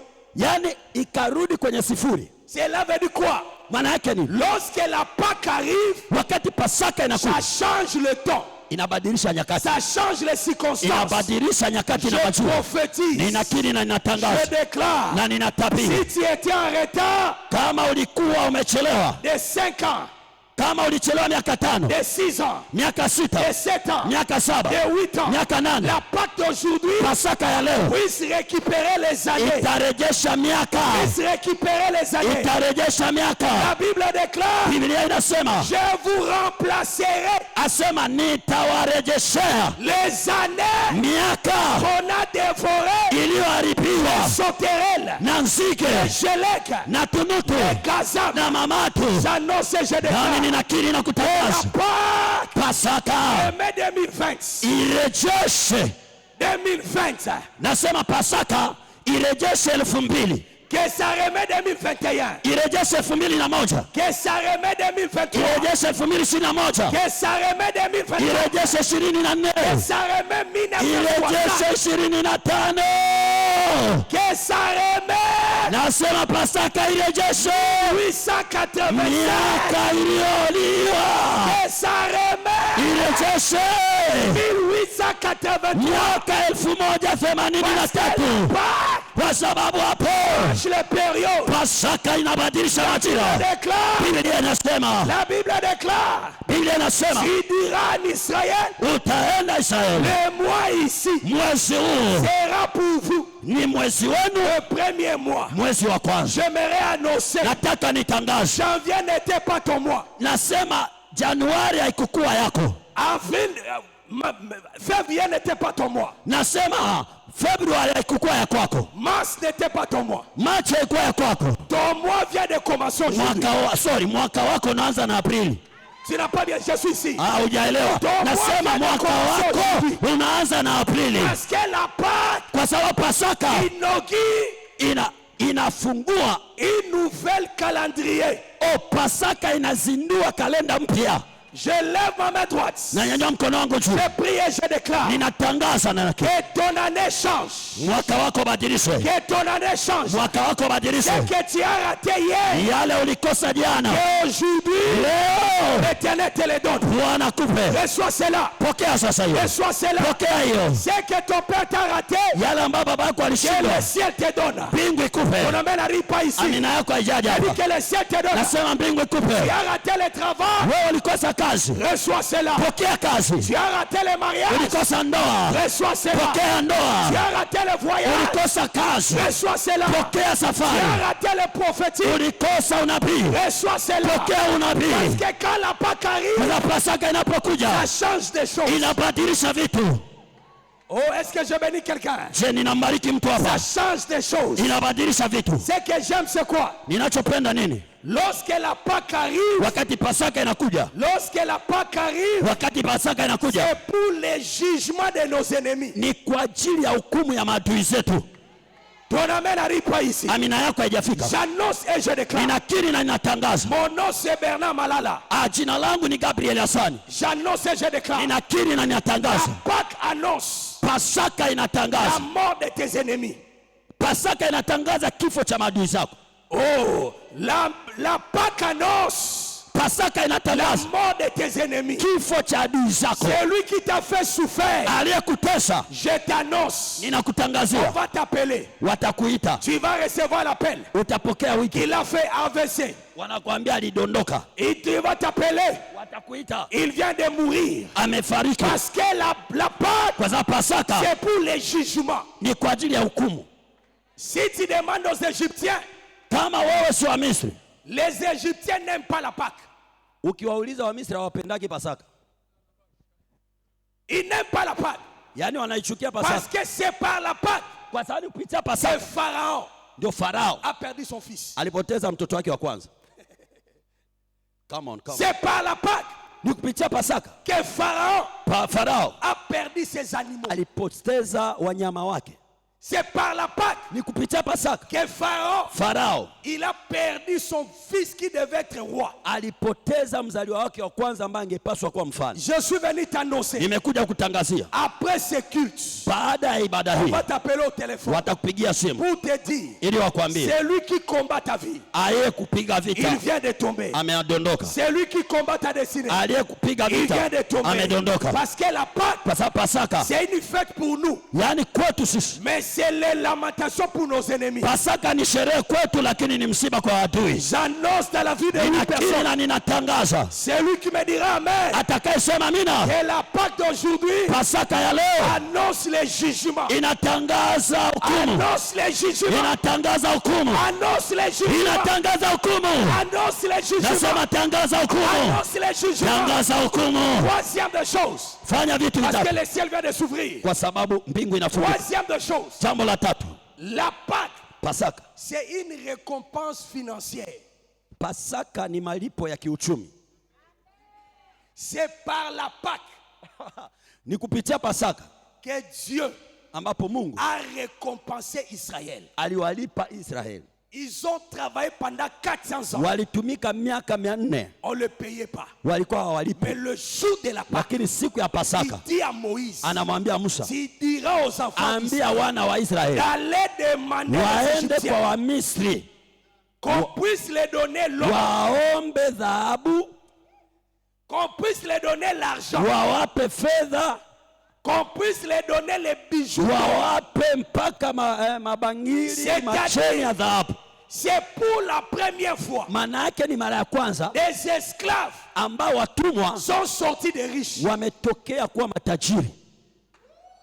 Je prophétise Ninatabiri et je déclare na ninakiri, la soirée d'aujourd'hui, jioni ya leo tu ne sortiras pas utatoka seulement avec la gloire, na utukufu peke mais yake, tu sortiras lakini utatoka avec la richesse. na utajiri pia. Je lève ma main droite. Ninanyanyua mkono wangu wa kulia Je juu, prie et je déclare. ninakiri na Tu ninatangaza, sortiras avec la richesse. utatoka na utajiri, Tu sortiras avec la richesse. utatoka na utajiri. Si ton amen arrive ici, Amina yako ikifika hapa, je prophétise ninatabiri et je na déclare. ninatangaza, Le temps est arrivé. muda umefika. Après ce culte, Baada ya ibada toi hii, tu es millionnaire. wewe ni milionea, Toi tu es wewe ni multimillionnaire. bilionea. La Pâque Pasaka ne donne pas seulement la spiritualité, haitupi mambo ya rohoni tu, mais la Pâque lakini Pasaka nous donne aussi la richesse. inaturejeshea pia Je utajiri. lève ma main droite. Nanyanyua mkono wangu wa Si kulia on juu, parle kama watasema des hommes riches, watu matajiri on citera ton nom. na watataja jina lako. Je ne vois pas. Sioni, Je ne vois pas de reines ici. sijaona watawala, Je ne vois pas des hommes riches ici. sijaona matajiri hapa. Je répète ce que je dis. Narudia kusema hivi, La Pâque Pasaka ne donne pas seulement la spiritualité, haituletee mambo ya rohoni tu, mais la Pâque lakini Pasaka nous permet de inatupeleka devenir riches. kuwa matajiri. Aujourd'hui, Leo il y aura la gloire tutakuwa utukufu des hommes riches. ya watu matajiri L'Éternel va libérer. ambao Bwana Parce que atawafungua, pendant que je kwa parle, sababu ninaposema je vois les anges naona malaika envahir cette terre. wanatembea mahali Ce hapa. n'est pas une porte quelle onction. Haiko upako wa kawaida, C'est l'onction royale. lakini ni upako wa kifalme, C'est l'onction ni royale. upako wa kifalme, Parce que la Pâque kwa sababu Pasaka annonce la mort inatangaza kifo. générale. Wow. Ce que j'aime, c'est quoi? Ninachopenda nini? Exode 12.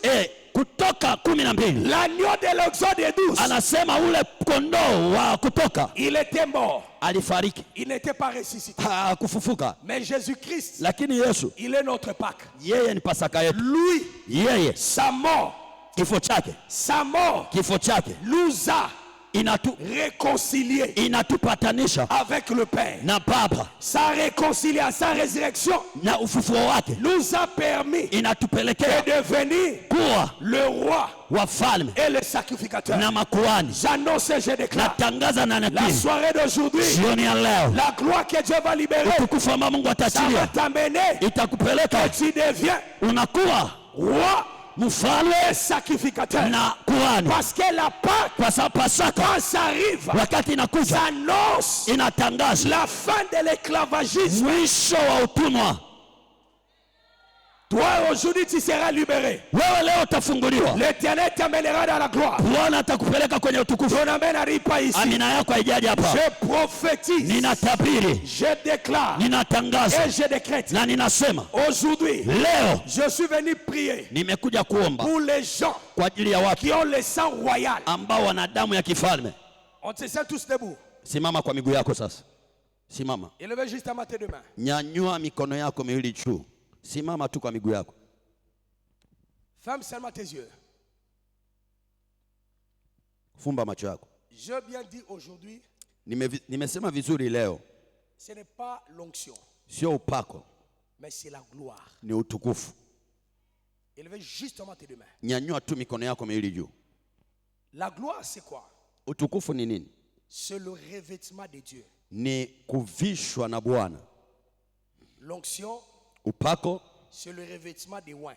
ni kuvishwa na wapako wa mafuta, Mais la gloire, lakini utukufu c'est le poids de Dieu. ni uzito wa Mungu. Ce que je vais libérer aujourd'hui, Ninachoenda kuachilia sasa hivi ça te quittera jamais. hakitatoka kwenye maisha yako, Ça te quittera jamais. hakitaondoka kwenye maisha yako. Sois seulement disposé. Wewe uwe tayari.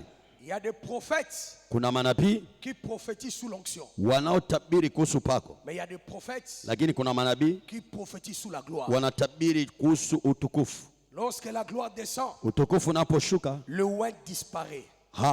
wapakaliwa wanapotea. Come on.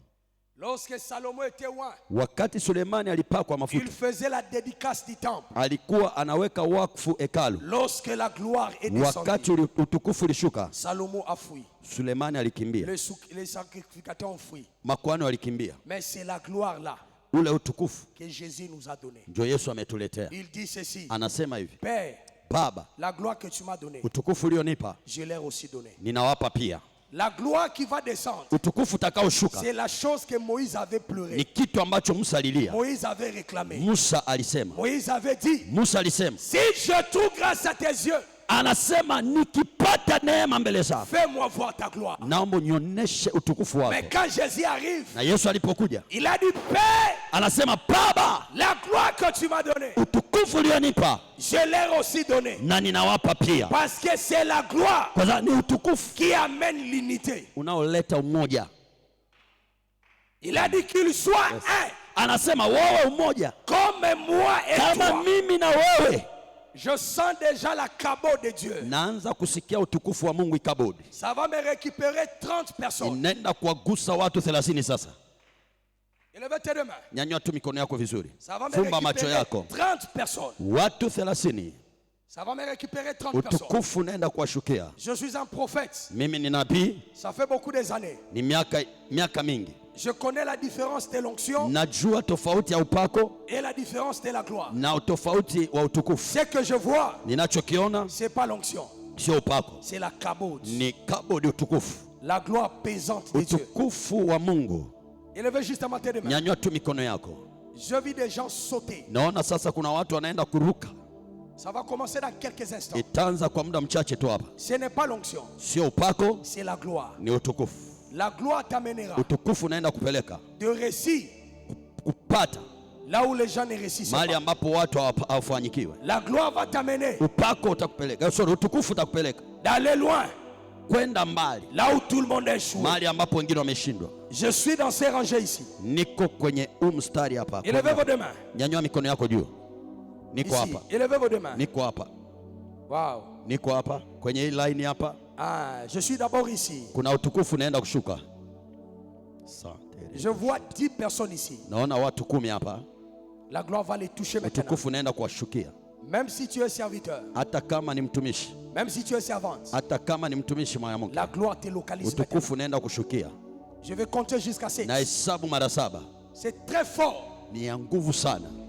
Vous allez me l'amener ici. Mtaniletea watu hapa Je mbele. vois les gens en train de sauter. Naona watu wanaanza kuruka sasa. Pendant que je parle, Wakati naongea, la gloire de l'Éternel commence. utukufu wa Bwana unaanza. Je compte jusqu'à 7. Ninahesabu mara 7. J'ai dit 1, Nasema 1, j'ai dit 2, nasema 2, j'ai dit 3, nasema 3, j'ai dit 4, nasema 4, j'ai dit 5, nasema 5, j'ai dit 6, nasema 6, j'ai dit 7 maintenant. nasema 7 sasa.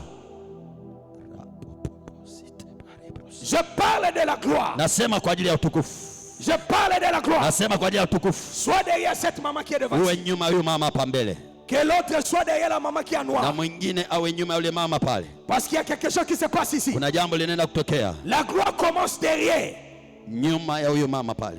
Ah, soit Oui, derrière. hapa. L'aidez là. Hao wawili, huyu hapa mbele. Ah, ça Aha. commence déjà. Inaanza utukufu. J'entends des cris dans la salle. Utukufu. Naomba mwingine ule pale. Ah, Mwingine uwe nyuma yake pale, ule pale. Naomba uwe nyuma yake ule pale. Msaidie haraka. Mbona mnapumbazika? Shebra Yama. Utukufu unashuka. Masuta Kaya. Hapo sikete na Marusa rebasa. Tekebe. Robo sha, msaidie mwingine huyu hapa.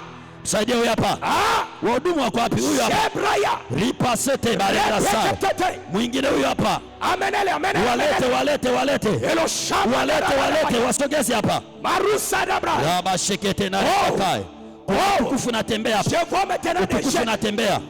Je vois des jeunes. Naona vijana. Je vois des jeunes. Naona vijana. Attention là-bas. Wale pale wawili Je vois pale. des jeunes. Wale wawili pale Je vois des mabinti jeunes. pale. Wale wawili mabinti Reçois. pale. Pokea. Reçois. Vijana mwasaidie yule. Shambra Maya. Nenda huyu hapa vois des msaidie. Naona vijana. Je vois des gens. Naona vijana. Je vois des Naona gens. vijana. Amenez-les, Wale amenez-les, mabinti amenez-les. wawili pale mwasaidie mwe nyuma yao. Hao hapo. Kuna utukufu na shuka juu yao. Utukufu na shuka juu yao. Msiwe mbali. Muwalete hapa madhabahuni. Amenez-les gens. Walete hao vijana. Uwalete. Huyo hapo. Huyo hapo. Yes, huyo hapo. Mlete madhabahuni, mlete. Katika jina la Yesu. Rabu site bare brasai. Pokea. Raba shikete, walete. Yes, Walete. Wahudumu mwe makini msaidie watu. Huu ni utukufu unaotembea. Ce n'est pas l'onction. Rapo sekete. Sio upako, ni utukufu. Sio upako, ni utukufu. Sio upako, ni utukufu. Raba shakata raba. Raba baba. Inaenda kuwagusa. Inawagusa. Uwe nyuma. Uwe nyuma hapa. Nyuma hapa, kule nyuma. Naomba mwe pale. Rapa pashete bari brasa. Ule mama msaidie pale. Huyo dada hapo msaidie. Mwe nyuma yake, huyo hapo. Yes, huyo hapo. Mhudumu mmoja awe nyuma yake. Huyo msaidie. Mbona wahudumu napumbazika jamani? Huyo hapo, yes, uwe nyuma yake. Raba shakata raba. C'est la gloire. Libro sekete. C'est la gloire. Ni utukufu. C'est la gloire. Ni utukufu. C'est la gloire. Ni utukufu. C'est la gloire. Ni utukufu. C'est la gloire. Ni utukufu. C'est la gloire. Ni utukufu. C'est la gloire. Ni utukufu. Orabaya. Raba sakaya. Robo Ce n'est shekete. pas l'onction. Sio upako. C'est la gloire. Sio upako. Je dépose. Ni utukufu. Je dépose. Sio upako. Ni upuko. Je dépose. Utukufu. Je Ni dépose. utukufu. Viens. Ni utukufu. Je dépose. Raba shete bare Je brasa. dépose. Raba sakata Je ribaka. dépose. Urabakea.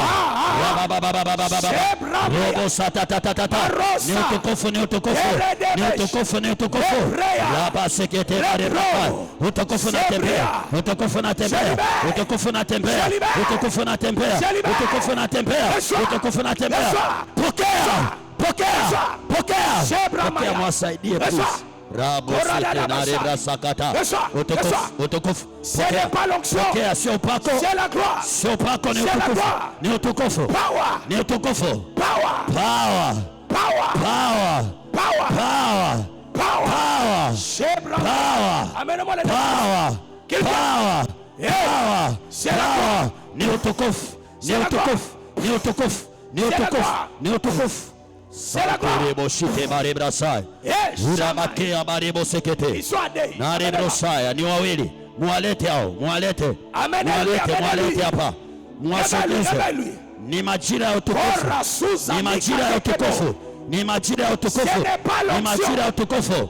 Sio upako, bali ni utukufu. Sio upako, bali ni utukufu. Rapo saya. Bare bashakata. Ribrosea bare basinte rebo shekete. Ni utukufu. Ni utukufu. Ni utukufu. Ni utukufu. Ni utukufu.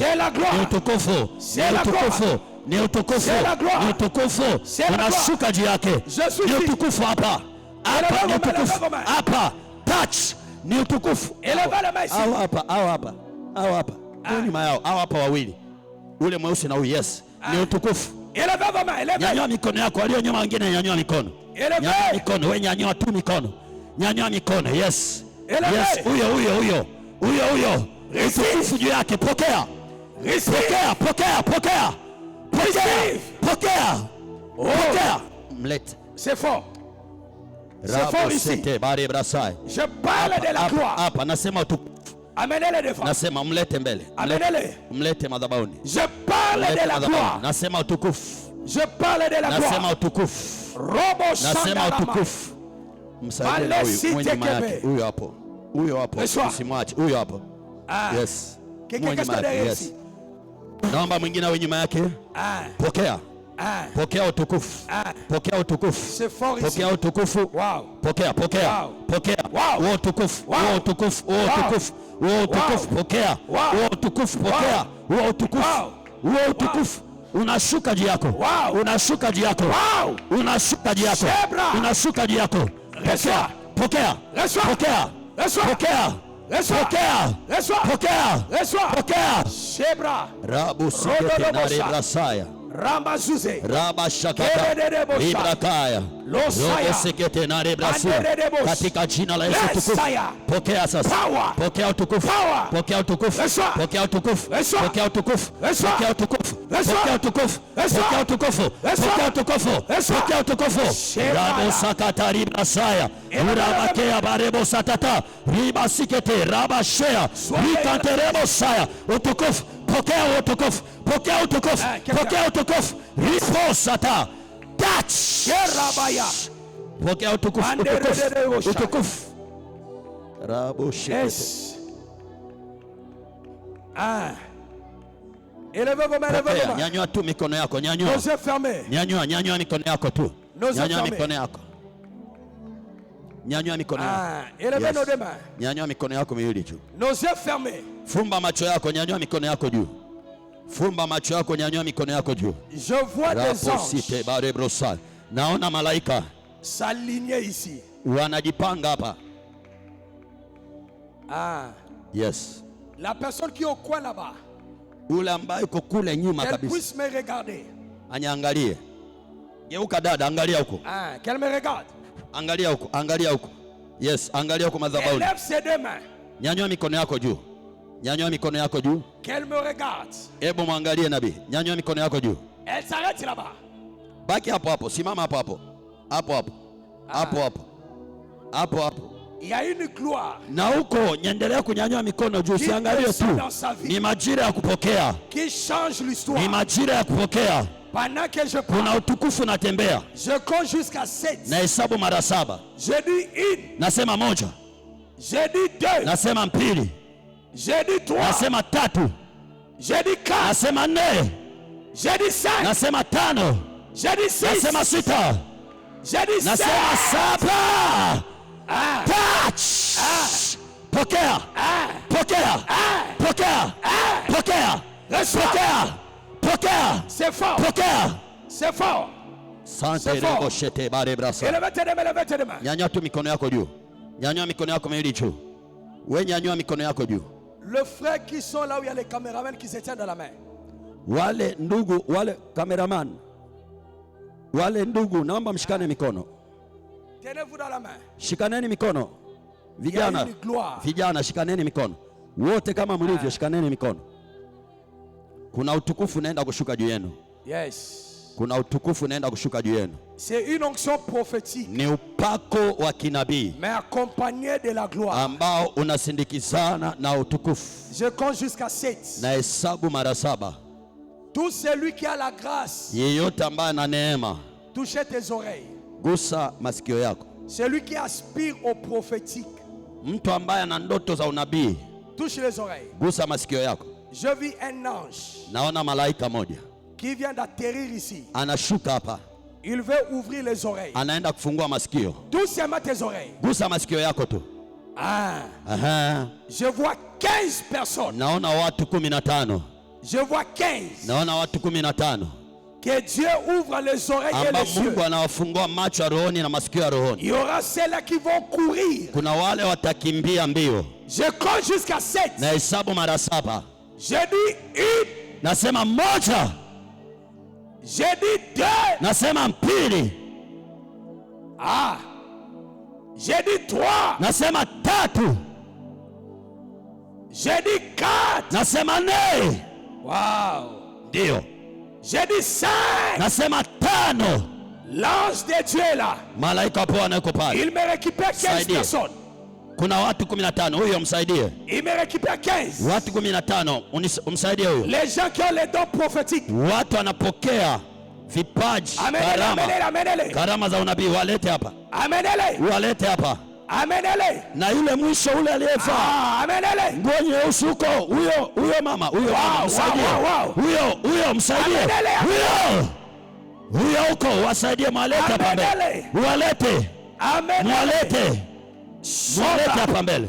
Robabosh. Rabashete. Pokea. Jesus name. Pokea.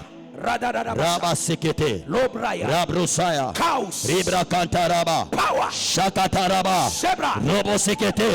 Ribasaya. Rapapa. Shata. Pare brakai. Urabatea. Nare brosai. Riba kantaraba. Robo shata. Riba baba. Robo sekete. Pokea. Shebra maya. Upako wa kinabii. Upako wa kinabii. Upako wa kinabii. Ya l'onction prophétique. Kuna upako wa kinabii. Qui vient. Leteao. J'active cela. Walete waje hapa. J'active.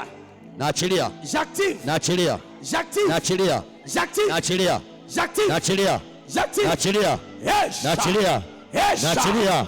Esha. Naachilia. Esha. Naachilia. Esha. Naachilia. Esha. Naachilia. Esha. Naachilia. Esha. Naachilia. Esha. Naachilia. Esha. Pokea. Pokea. Pokea. Pokea. Rabashata barebrakaya. Riba kanta rabasia. Sois ici. Robo sekete. Jusqu'à toi. Riba baba. Moja. Pili. Tatu. Sobramaya brosa. Rabu sekete. Amenez. Walete. Shaya. Walete. Shaya. Rabu Shaya. Rabashaya. Shaya. Nasema Shebraya. pokea. Hey. Pokea. Hey. Pokea. C'est fort. Pokea.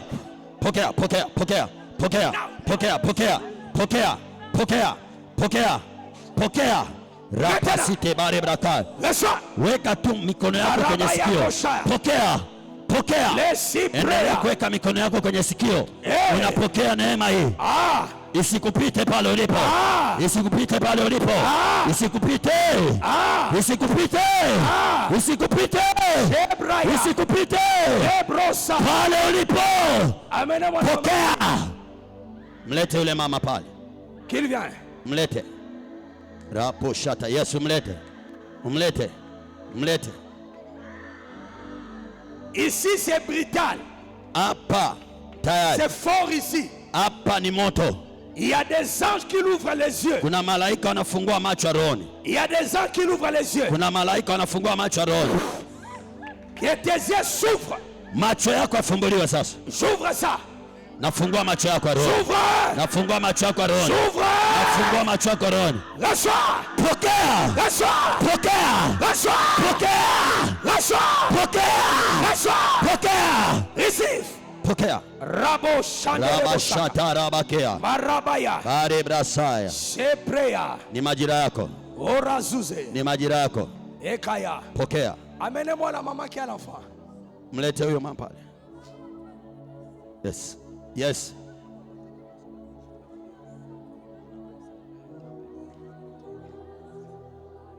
Yes, umlete huyo, umlete.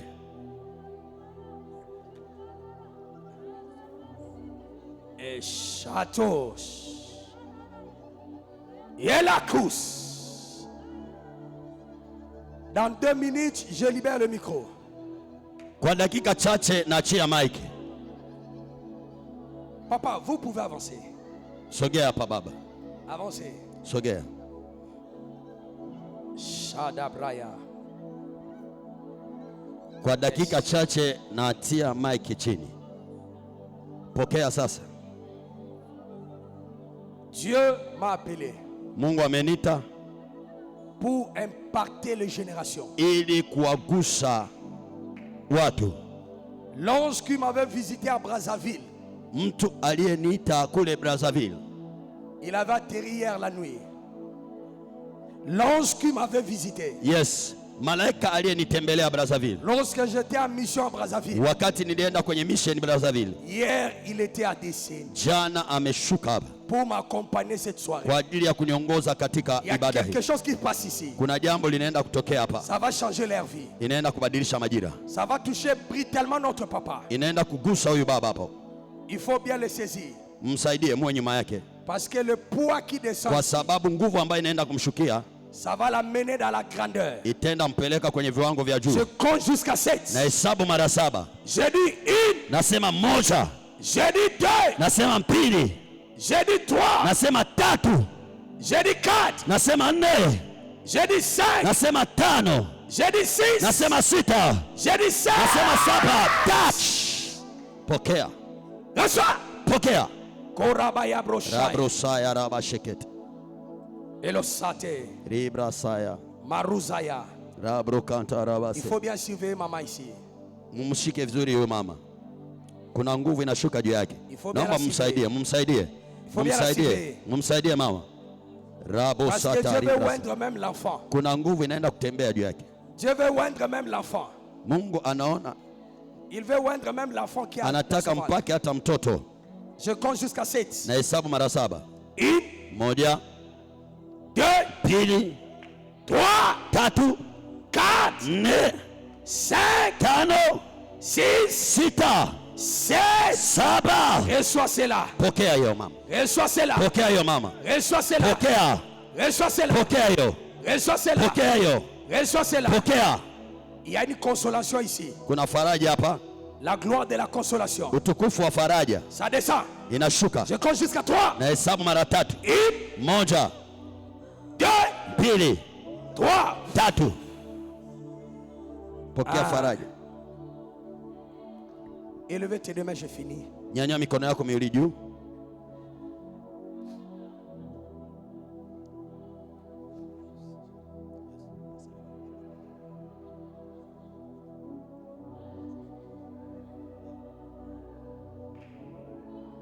Élevez tes deux mains. Nyanyua mikono yako juu. Nyanyua mikono yako juu. Élevez tes deux mains. Nyanyua, endelea kunyanyua mikono yako juu. Élevez tes deux mains. Qui est comparable à ces dieux? Nani anayefanana huyu Mungu? Qui est comparable à ces dieux? Nani anayefanana huyu Mungu? Je prie pour cet hôtel. Ninaombea madhabahu hii. Je déclare. Ninakiri na ninatangaza. Est-ce que le serviteur peut aider de réveiller les gens? Je, watumishi naomba msaidie kuwanyanyua watu sasa. Rapidement. Watumishi naomba mwanyanyue watu sasa. Wameshapokea. Unaweza kuwanyanyua ili warudi taratibu kwenye viti vyao. Wale ambao bado wameshikiliwa na nguvu, mnaweza mkawaweka pembeni kabisa ili madhabahu ibaki wazi. Watumishi mwasaidie watu. Mwasaidie watu. Yes. Rabro sikete na rebro saya. Zita tatoto saya. Rabashanda rabakea.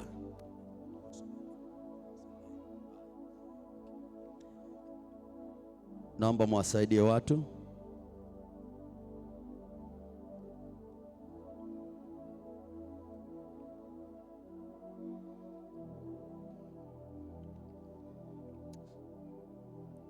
Bwana amekutendea. Ça, ce n'est pas l'onction. Huu sio upako. C'est la gloire. Ni utukufu.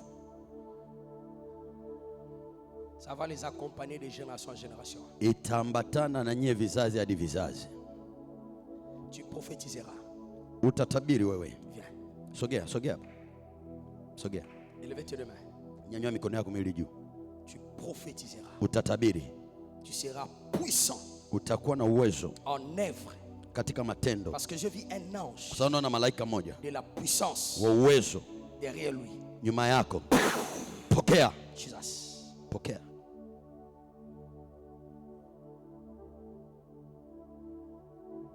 Yes. Pokea hiyo neema. C'est un grand prophète. Huyu ni nabii mkuu. Atakuwa nabii mkubwa sana. C'est un grand prophète. Atakuwa nabii mkubwa. Je vis des anges qui nous accompagnent dans des frontières. Naona malaika wanaotusindikiza kwenye mipaka ya nchi. Je vis, on a accepté de marcher avec lui. Naona hiyo neema na yeye watamsindikiza kwenye mipaka ya nchi. Je vis des anges entrer ici. Naona malaika wanaingia hapa. Avec l'huile. Wanaingia na mafuta. Ils étaient en train de oindre le main des gens. Walikuwa wanapaka mikono ya watu mafuta. C'est là que élevez tes deux mains. Nyanyua mikono yako juu. Hapo nyanyua mikono yako juu. Élevez tes deux mains. Nyanyua mikono yako juu. Tu vas toucher une offrande. Utagusa, hebu nyanyua mikono yako juu. Shika sadaka yako. Tu vas toucher un sacrifice. Chukua sadaka ambayo ni kama dhabihu kwenye mikono yako. Si Dieu te touche, te donne même 100,000. Kama ukijisikia kudhabihu hata 100,000, 50,000, 50, touche ça. wewe shike mkononi mwako. Vous allez venir déposer ici. Sadaka yote ambayo unajua inaweza ikaendana na dhabihu kwenye mkono wako, ujiungamanishe na madhabahu. shika kwenye mikono yako. Tu viendras déposer sur l'autel. Ukiwa na laki, ukiwa na 50, ukiwa na 20, ukiwa na 10, njoo nayo madhabahuni, iweke madhabahuni. Seigneur, je prie au nom de Jésus. Bwana, ninaomba katika jina la Yesu. Je déclare, Ninatangaza tout celui yeyote qui passera atakayepita de déposer son kuweka sacrifice, dhabihu yake, que le ciel soit ouvert. mbingu ifunguke Au nom de Jésus. katika jina la Yesu. Amen. Amen. Viens déposer là-bas. Leta hiyo sadaka yako, iweke hapo. Viens déposer. Yes, uiweke. Tu viens, je prie pour toi. Tu déposes, tu viens. Unapoweka sadaka, sogea hapa, unatamkiwa neno. Que Dieu t'utilise puissamment. Mungu akutumie zaidi ya kawaida. Au nom de Pokea Jésus. katika jina la Yesu. Déposez rapidement. Weka tu Que haraka. Dieu t'utilise Mungu puissamment. akutumie zaidi ya kawaida. Mungu akutumie Que Dieu zaidi ya t'utilise kawaida. puissamment, papa. Mungu akutumie Que zaidi Dieu ya kawaida. t'utilise puissamment. Mungu akutumie zaidi ya Déposez, kawaida. déposez. Wewe Que weka Dieu sadaka t'utilise yako, Mungu puissamment. akutumie zaidi ya kawaida. Delela. Sogea, sogea. Nenda tu hapo, tamkiwe neno. Que Dieu vous utilise Mungu akutumie puissamment. zaidi ya kawaida. Oh, Shabramaya. Iweke tu sadaka yako mundani. Oh, Rasute. Mungu akutumie zaidi ya Kalusa, kawaida. Miriam. Ribro Que sekete. Dieu vous utilise. Oh, Mungu sois akutumie. derrière elle. La Uwe nyuma gloire yake, continue dans sa vie. msaidie. Huyo hapa, utukufu bado La gloire unaendelea. continue. Utukufu unaendelea. Ça va l'amener jusque chez lui. Yeye itampeleka hadi nyumbani kwake. Que Dieu t'utilise puissamment. Mungu akutumie zaidi ya Ça va kawaida. l'amener jusque chez lui. Itampeleka hadi nyumbani kwake. Ça, c'est pas l'onction. Usio upako, C'est la gloire. ni utukufu. On appelle ça la kabod. Naitwa kabod. La gloire pesante de Dieu. Utukufu mkuu wa Mungu. La gloire pesante. Utukufu mkuu wa Mungu. Que Dieu vous utilise. Mungu maman. akutumie Venez zaidi. rapidement, rapidement. Njoo haraka, Mungu Que Dieu akutumie. vous utilise. Mungu akutumie. Wow. Mungu akutumie. Quelqu'un soit derrière elle. Mtu awe nyuma yake. Ya Awepo gloire. mtu nyuma yake. Il y a une Awepo. gloire. Il y a Pokea. une gloire. Pokea. C'est la gloire. Ni utukufu. Shebramaya. Rabu site. Wow. Bari c'est fort. brasaya. Pokea utukufu. Maman, touche les oreilles. Mama, shika masikio yako. Les oreilles. Masikio yako. Il y a la gloire de Dieu dans Kuna ta vie. utukufu juu ya maisha yako. Ça va descendre maintenant. Utashuka sasa. Touche les oreilles. Gusa masikio yako. Moja, 2, pili, 3, tatu, 4, nne, 5, tano, 6, sita, 7. saba. Pokea utukufu. Pita. Que Dieu Mungu t'utilise. akuinue zaidi. Venez rapidement. Sois derrière elle. Uwe nyuma yake. Karadadabash. Rabo shata Wow. abra. Il y a un ange qui va l'accompagner. Kuna malaika nenda Il y a un msindikiza. ange qui va Kuna l'accompagner. malaika nenda Je msindikiza. compte jusqu'à 3. Na hesabu mara tatu. 1, Moja, 2, pili, 3. tatu. Pokea hiyo neema. Reçois. Utukufu juu yako. Reçois. Pokea hiyo neema. Reçois. Pokea hiyo neema Shebramaya. katika jina la Yesu. Mungu akuinue. C'est pas un culte Mungu ordinaire. akuinue. Mungu akuinue. Sio ibada ya kawaida. Quelqu'un Mungu soit derrière elle. akuinue. Mtu awe nyuma yake. Sois derrière elle. Uwe nyuma yake. Sois derrière Uwe elle. nyuma yake. Maintenant. Sasa hivi. Je compte jusqu'à 3. Na hesabu mara tatu. 1, Moja, 2, pili, 3. tatu. Bonsoir. Pokea. Bonsoir. Pokea. Shebramaya. Amenez-la. Mungu akuinue zaidi. C'est pas un culte ordinaire. Mungu akuinue zaidi. Wow. Wow. Wow. Orabasha. Rabrosea. Mandorododobo. Ibrakaya. Que Dieu t'accompagne. Mungu akuinue Que zaidi. quelqu'un soit derrière elle. Mtu awe nyuma yake. 1, Moja, 2, pili, 3, tatu, 4, nne, 5, tano, 6. sita, saba. Pokea hiyo neema. Mungu akuinue Que zaidi. Dieu restaure. Mungu akuinue. Que Dieu restaure. ta Bwana femme. akuguse. Que Dieu restaure. ta Bwana prophète. akurejeshe haki yako. Enlevez l'enfant. Enlevez l'enfant. Ubebe mtoto. Mbebe mtoto, msaidie mtoto. Karus. Sante rebo shite Osa. na rebo sa. Pokea. Ekinash. Pokea utukufu. Kaluzaba. Pokea utukufu. Mandorodobo. Pokea utukufu. Losabia. Pokea utukufu. Kerabaya. Pokea utukufu. Et la soute. Pokea utukufu. Pokea. Jesus. Pokea utukufu. Ah, c'est fort. Pokea katika jina la Yesu. Que Dieu te restaure. Mungu akuinue. Venez, venez. Mungu akuinue zaidi. Que Dieu restaure ta vie. Mungu akuinue. Mungu akuinue mama. Mungu akuinue. Que Dieu restaure. Mungu akuinue mama. Mungu akuinue. Mungu akuinue. Mungu akuinue kijana. Mungu akuinue. Mungu akuinue. Mungu akuinue zaidi. Mungu akuinue. Mungu akuinue zaidi. Mungu akuinue zaidi. Shabrama. Rabrusia. Rasute. Rabasekete. Kenasi. Arebrosa. Je compte jusqu'à 7. Hesabu mara saba. 1, Moja, 2, pili, 3, tatu, 4, nne, 5, tano, 6, sita, 7. saba. Pokea. Que Dieu t'utilise. Mungu akutumie. Dans une saison de grâce. Mungu akutumie. Pokea neema. Que Dieu t'utilise. Mungu akutumie. Wow. Mungu akutumie. Wow.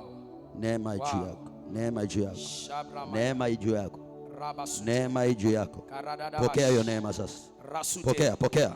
Je compte jusqu'à Pokea 7. neema. Mara 7 na hesabu. 1, 2, 2, 3, 3, 4, 4, 5, 5, 6, 6, 7. 7. Pokea.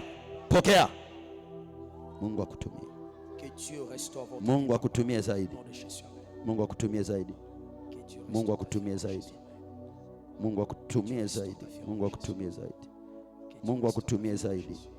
Mungu akutumie zaidi. Rabo Levez sita. tes mains. Nyanyua mikono yako juu. Mungu Oh, sotototos. pokea. Gena asukeos. Pokea. J'active. Ninafungua. J'active. Nafungua. J'active. Nafungua. Le chant de l'esprit. Nachochea mambo ya rohoni. Le chant de l'esprit en toi. Nachochea Je compte jusqu'à vipawa na 3, karama. Pokea. 1, 2, 2, 3. 3. Pokea. Reçois. Pokea. Maradabashai. Sogea, sogea. Que Dieu restaure. Mungu akuinue zaidi. Que Dieu Mungu restaure. akutumie zaidi. Mungu akutumie zaidi. Que Dieu restaure. Mungu akutumie zaidi. Que Dieu restaure. Mungu akutumie zaidi. Que Dieu restaure. Mungu akutumie zaidi. Que Dieu restaure. Mungu akutumie zaidi. Que Dieu restaure. Mungu akutumie zaidi. Que Dieu restaure. Mungu akutumie zaidi. Que Dieu restaure. Mungu akutumie zaidi. Oh, Sha. Mungu akutumie. Razuze. Pokea. Karaba. Pokea neema. Karosa. Pokea neema. Power. Pokea neema. Pewas. Pokea neema. Keradabas. Pokea neema. Keredebos. Pokea neema. Pokea. Reçois. Pokea. Reçois. Pokea neema. 1, 1, 2, 2, 3, 3, 4, 4, 5, 5, 6, 5, 7. 6, Reçois. 7. Reçois. Pokea. Reçois. Pokea. Reçois. Pokea. Reçois. Pokea. Reçois. Pokea. Hiyo neema pokea. Maradabashaya. Rabo Que shatara. Dieu restaure ta vie, maman. Pokea hiyo neema. Marosaya. Maradabashaya. Neema, neema. Pokea hiyo neema. Venez, venez. Que Dieu restaure. Pokea hiyo neema. Pokea hiyo neema. Pokea hiyo neema. Pokea hiyo neema. Pokea hiyo neema. Pokea hiyo neema. Ipokee kwa jina la Yesu. Pokea hiyo neema. Pokea hiyo neema katika jina la Yesu. Pokea hiyo neema katika jina la Yesu. Ipokee hiyo neema.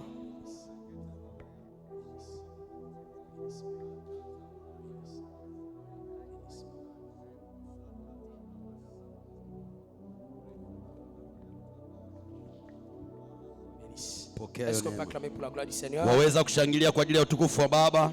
Est-ce qu'on peut acclamer très bien? Je, waweza kushangilia kwa ajili ya utukufu wa Bwana? Est-ce qu'on peut pousser des cris de joie? Piga kelele na shangwe kwa mfalme wa falme. Acclame très bien, acclame très Shangilia bien. vizuri, shangilia vizuri, shangilia vizuri.